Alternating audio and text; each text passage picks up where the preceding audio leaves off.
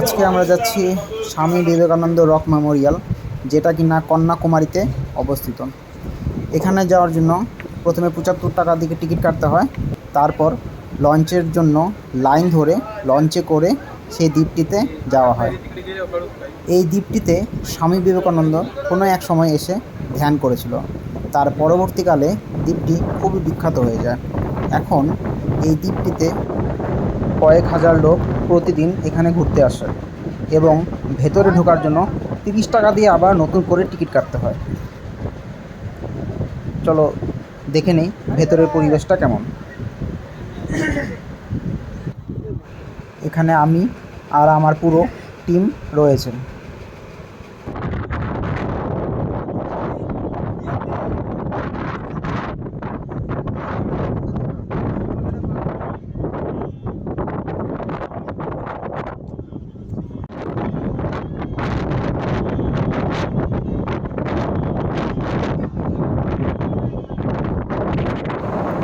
আবার বিশেষভাবে লক্ষণীয় যে বিষয়টি, এই দ্বীপটি থেকে সূর্যাস্ত এবং সূর্যোদয় খুব ভালোভাবে দেখা যায়।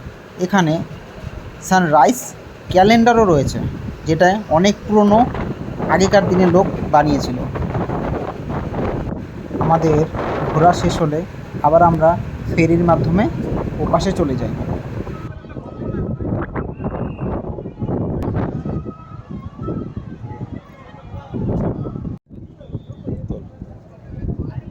ওই মূর্তিটাও কাজ।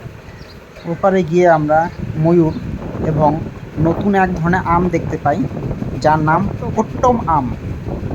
৮০ টাকা বিনিময়ে আমরা একটি আম নিলাম এবং সবাই মিলে খেয়ে দেখলাম। তারপরে একটু হাঁটতে হাঁটতে আবার রুমের দিকে রওনা দিলাম। ধন্যবাদ।